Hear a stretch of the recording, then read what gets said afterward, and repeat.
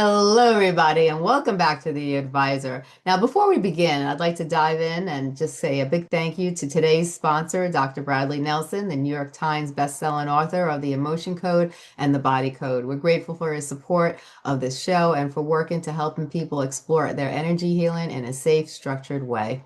Now, today's guest, I'm really excited to introduce. His name is Kent Maxson. He is an award-winning Nashville songwriter raised in West Texas, a Texas Tech grad, and Max to his friends.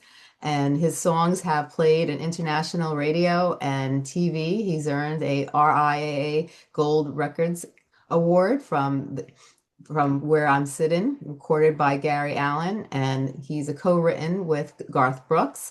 Kent's new memoir is just come out, and it's No Way Out But Through: A Songwriter's Slow Blind Journey from Chaos to Clarity. And it weaves faith, story, and lyrics into a powerful testimonial. So you can explore more on kentmaxson.com, and his links will be in the show notes, so you'll be able to take a look and visit his website and visit the books. And I am so excited to have you on the show. Ken, can you tell everybody, say hello and tell them all about yourself and, who you are?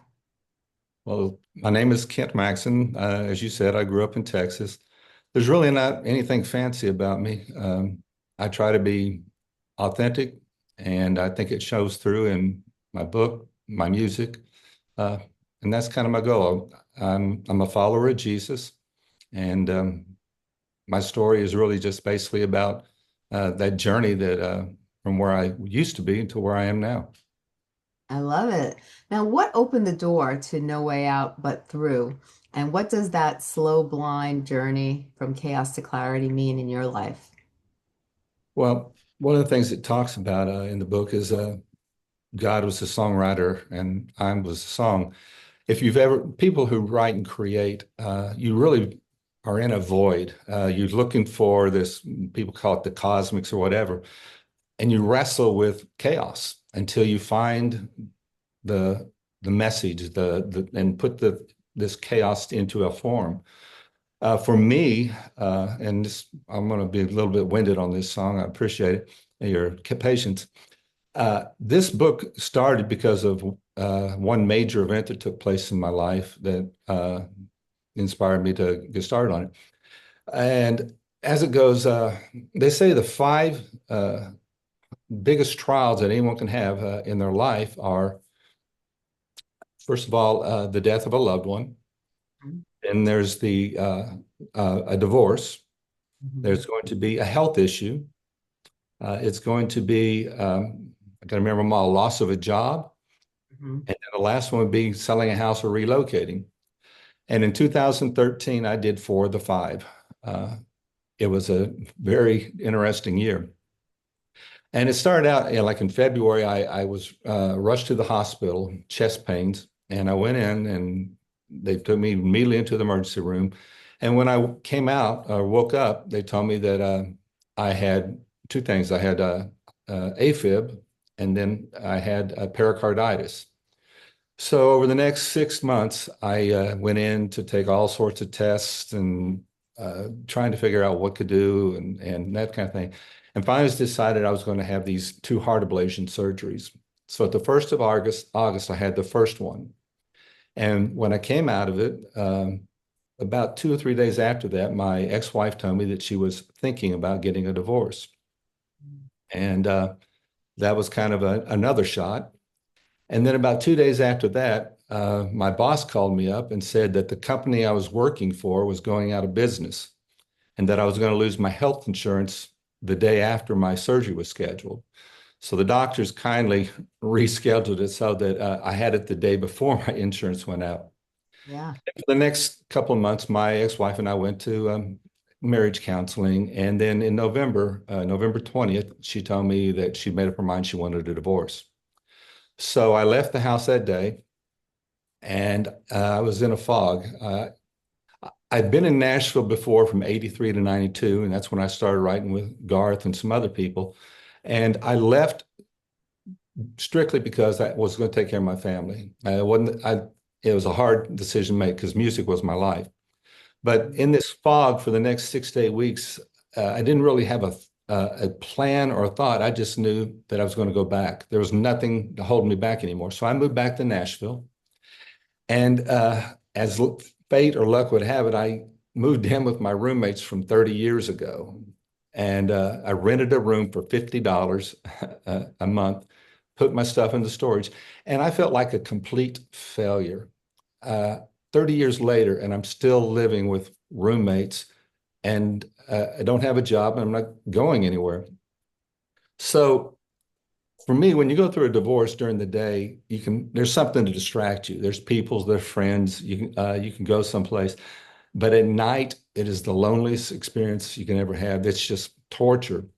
And so I never, very rarely went to sleep at nights. And I remember laying in the bed though and praying to God and feeling like my prayers just stopped at the ceiling. They never left the room. And so because there was just all this anxiety and pain, I went up and I went walking around the neighborhood. And in Nashville, there's really not any sidewalks. It's these blacktop roads. And so I'd wander around. I usually ended up at the high school track and I'd walk or run till I couldn't walk or run anymore. And then I'd wander back towards the house. And when you're walking at night like that, you can hear things you wouldn't hear during the day, like there's animals or critters running around. There's a hum of the street lights and crickets and little things, little noises that kind of keep you company. Well, over the next year to 2 years, I started healing through a lot of different things, and this part of the book. But one of the things that took place was when people found out I was back in town, publishers started sending me these young kids to write with to teach them a little bit about the songwriting process. And one day I was writing with this very talented young lady, and she had just pitched a song to a major artist and was waiting. And I asked her, "Well, what did you hear back?" And she said, "Crickets." And I didn't know what that meant. And she explained to me, it's this absence of a response. And as soon as she said it, I knew that I had my next song because that is what I felt like when I was talking to God. All I heard was crickets. And so the chorus of the song basically is, and all I hear are crickets and the evening breeze blowing through or evening blowing through the breeze. I send you prayers from on my knees, begging you, God, please talk to me. But all I hear are crickets. And once I finished that song, it kind of led me to the thought of I wanted to bring out the story of going through this transformation. So the book itself has 13 chapters, and each chapter has one or two stories to illustrate a biblical truth that I've learned.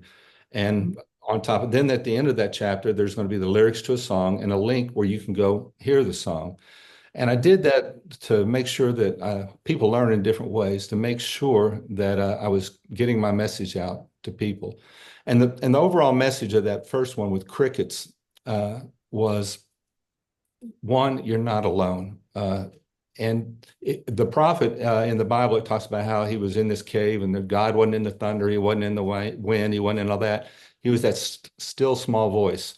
And that's what crickets was for me. That was God telling me, I'm with you as I went on my journey. That's my story. Wow. Was there a single moment on stage in the writer's room or in prayer when you realized that this story had to become a book? After I'd written the song, I usually, when I release a song, I put like a paragraph on my pages and to just explain it. And people started telling me they wanted to know more. And then I figured out that I had all these little gems, what I consider gems, songs. And so I took I took that little paragraph to a publisher and talked to him about it. And he says, you need to write a story on this. And after I wrote the story, he says, you need more of these stories. And so I went through looking for songs that would illustrate something that was what I'd learned. And they're not all Christian songs. The overall thing is a spiritually based and faith-based book. Mhm. But some of the truths that I learned, or some of the songs just illustrate some of the truths. They're not going to say hallelujah, God, or anything like that. They're going to talk about a problem like forgiveness or loneliness, things Yeah. like that. Wow. How was your Christian faith shaped with your writing voice and the way you move through success, suffering, and everything in between? Well, I'd be lying to you if I said that my faith was strong or all the time. I mean, there are Right. times when as I said, I mentioned God. I didn't know where he was. Yeah. But for me, I think the question was how does it go with me? I have nothing else to fall back on. There's Mm. nothing else that makes sense. And Yeah. about the time I reach the bottom of what I think I can stand, there's usually a light or an epiphany that comes to me. And I found nothing else that can fill in the gaps of my life to make it make sense. Wow. That's powerful. When the when the well runs dry, what spiritual practices help you write again? Or silent scripture, long walks, community? Is there something that inspires you? Life, you'll find the strangest little things, and as a country writer, you always look for like a little twist, something on a phrase, and I'll hear something from somebody, and that's the seed.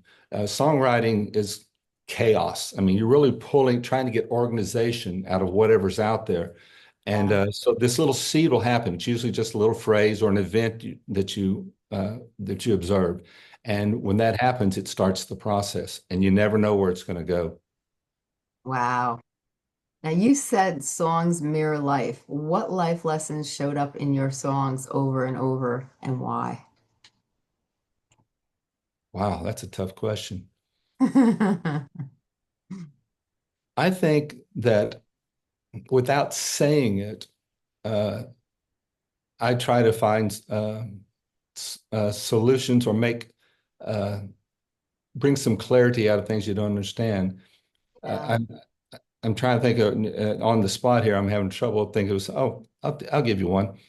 I wrote a song once called "I Wish My Memories Had Been With You," and the twist of it for me, memories you think are with someone else, but it's about a guy who's met the woman who's turned his life around. But it's kind of like me.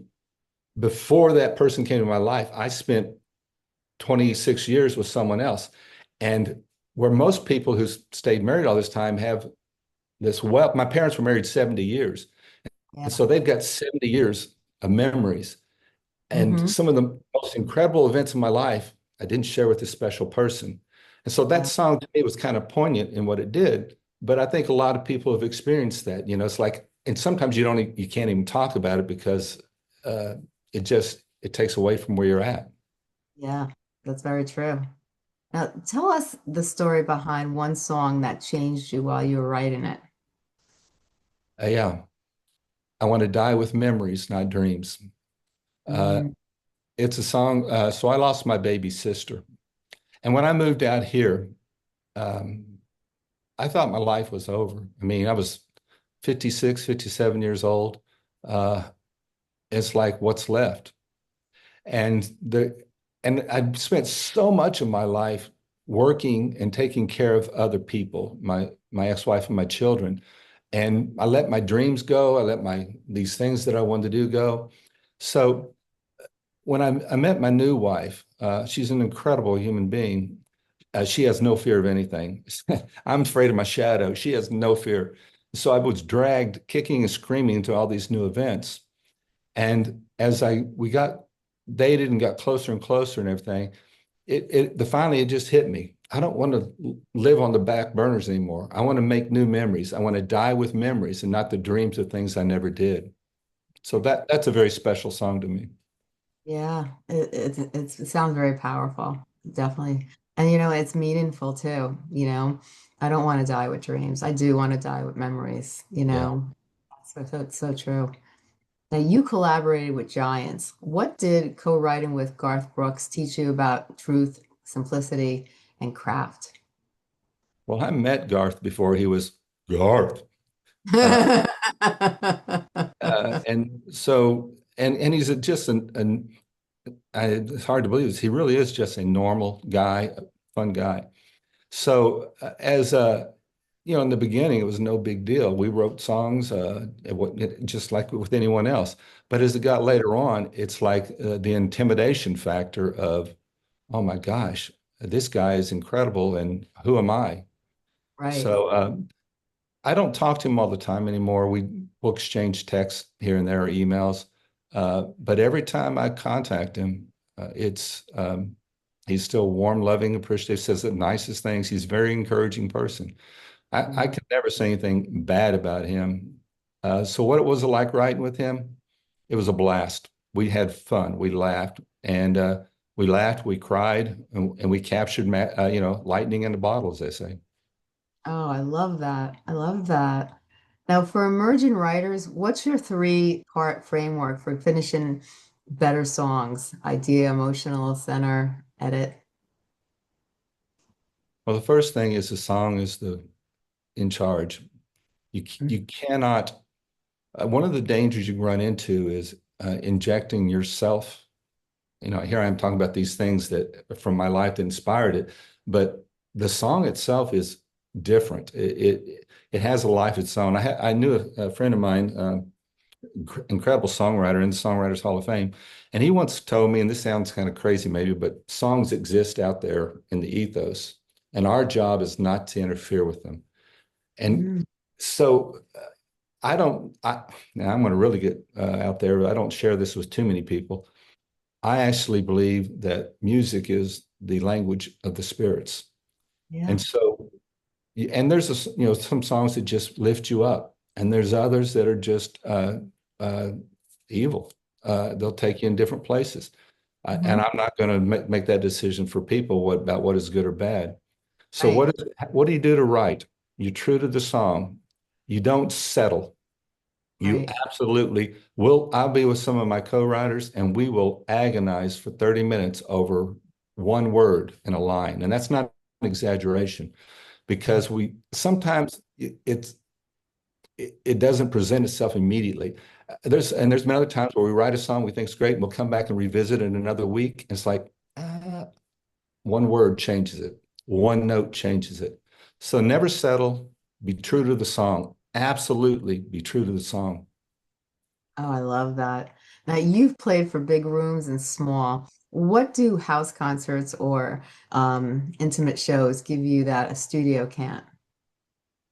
The nice thing about house concerts is you're not competing with a bartender or a bunch of drunks. Yeah. It's one on, you're in a small room, usually somewhere on a low end, maybe 20, on the high end, probably 40 or 50. And Yeah. they're listening. They came there to listen. And Yeah. and you build personal relationships with them. This person over here will ask you a question, you answer it. And that's another thing, the dialogue back and forth. And then that has someone else asking a question. And by the time it's over, you've made 50 new friends. Uh, Yeah. that's the magic of a house concert. Yeah. I love that. I love that. Now you earned a gold record. What did that milestone confirm or not about success and calling? Well, it didn't change anything about me. What it did change was it's almost always, and this is embarrassing, it's almost like I've mastered the art of dropping that gold record and that song in any conversation where it doesn't look like I'm bragging, but it looks like I'm embarrassed. Yeah. And I say that because once you say that you've written with Garth Brooks and you have a gold record, someone writes you off as no one else, and all of a sudden, it's kind of like, dude. Hmm? And once that you have their attention, then you can start talking about things that mean something. And you'll find people that are going to kiss up to you a little bit because they think you're going to be able to do something for them. I'm a Yeah. nobody. I'm really not. I mean, I got lucky and I met someone, I got a gold record, I've been able to write songs, but there are thousands of people out there more talented than me. But I have a platform now, which allows me to do this show, which allows me to witness to people about my faith. So Mhm. I feel like that's what God's got me doing right now. I'm not going to say how old, it took me many years of my life to get to this point to where I had something that I felt was worthy and that God wanted me to do. I love that. I think everything happens for a reason. I think we go through things for a reason and it brings us to certain journeys and certain points in our life. And there is a reason for everything. And everything we go through molds us into a better person, good or bad, I believe. Yeah, I agree. If someone's walking through chaos right now, what lyric or scripture or practice would you hand them? Oh, wow. Um, um, I think the one I would give, there's a line in a song, and this may not feel like it applies, but it says, "I'm just me when I'm with you." Mm, Um, we put on different faces. Like, and this is my problem with, I tell people I'm a follower of Jesus. I don't say I'm a Christian. And it's not mhm. that I'm not, I'll use them interchangeably sometimes, Yeah, but the denominations and and these people who are arguing about dipping versus sprinkling and all that, just have destroyed what it is. I'm following Jesus.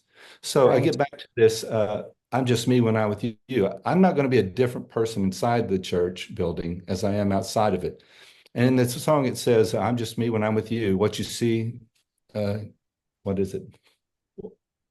Uh, you're exactly as I am as a person, as a man. I'm just me when I'm with you." And it was written originally as a love song, but Mhm. it's put into the book because that is how it should be when you're a follower of Jesus, Yeah, naked. And hopefully you're naked like that. You're how you really are when you're out with people.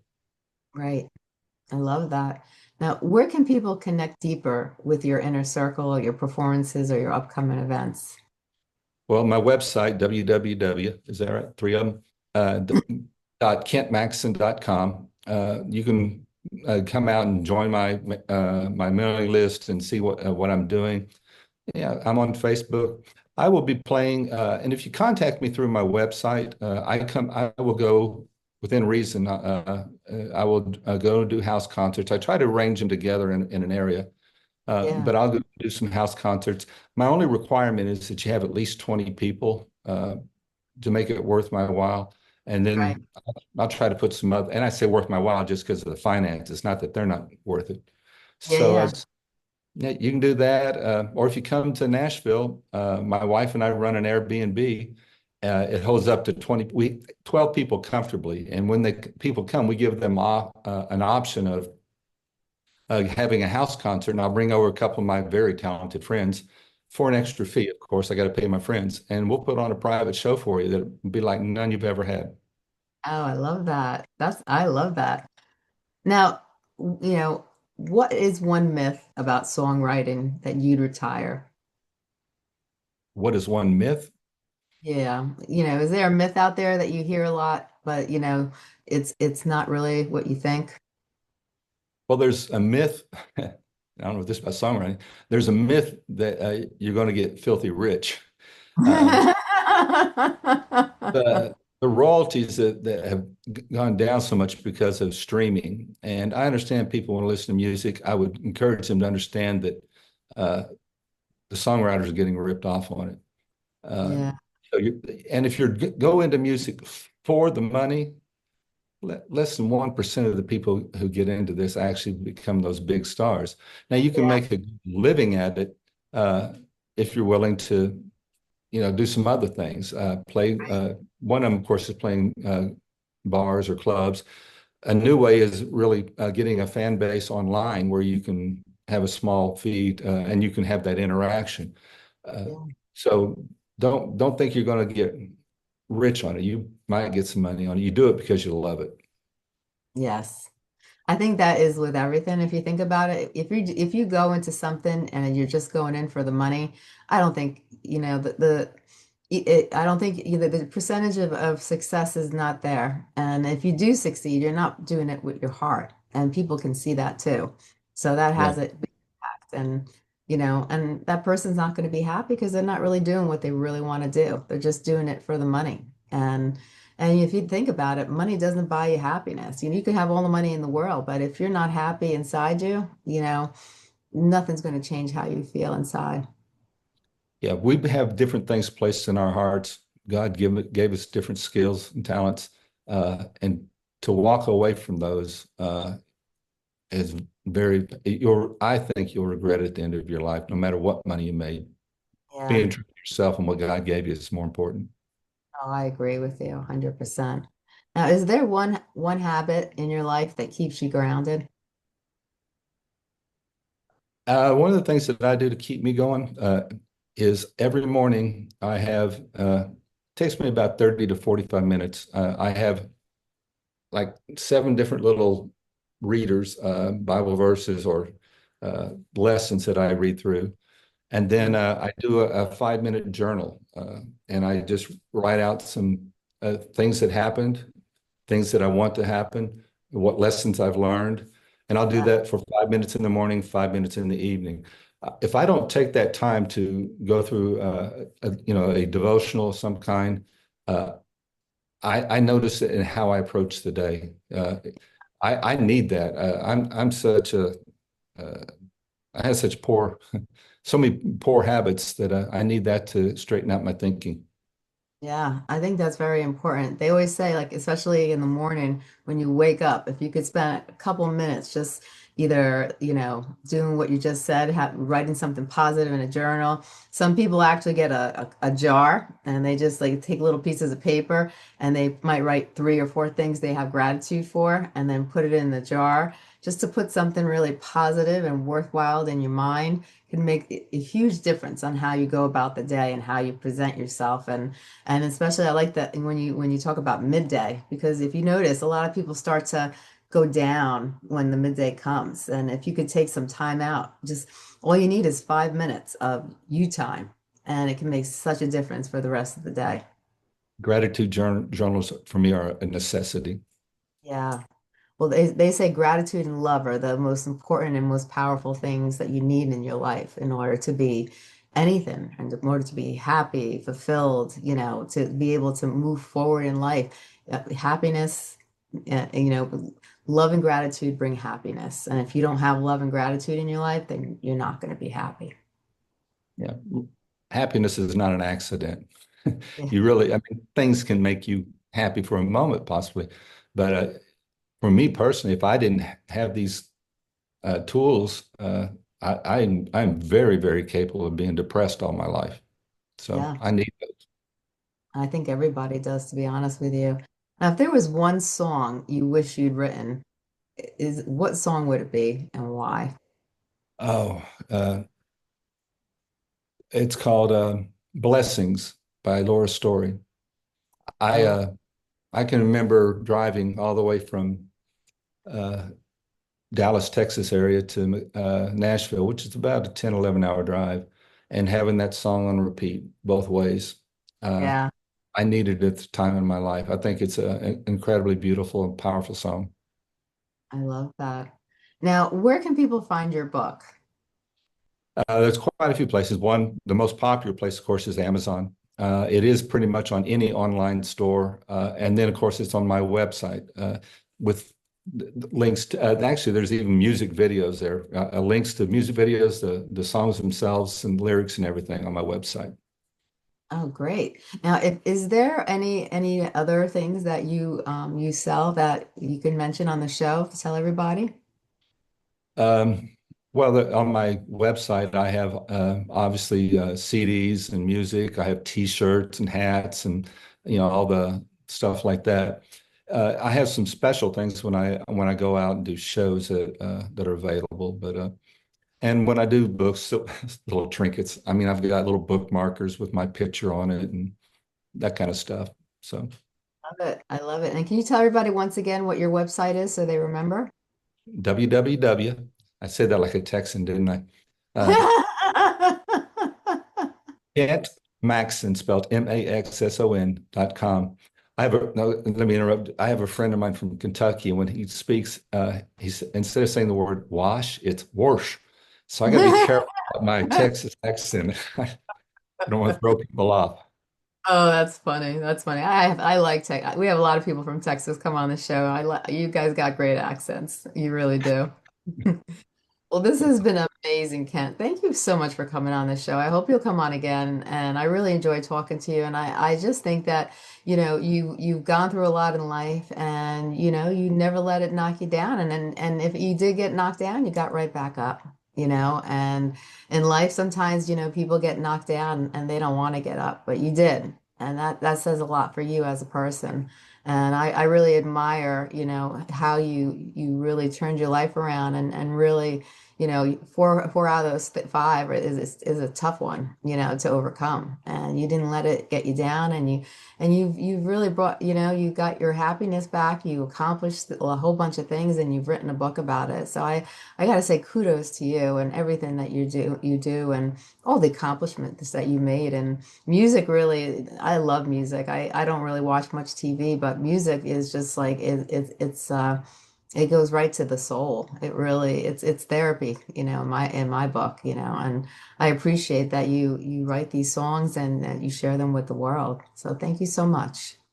Well, thank you for the honor and privilege of being here. I've really enjoyed getting to know you. Yes, same here. Same here. You have a great day. You too.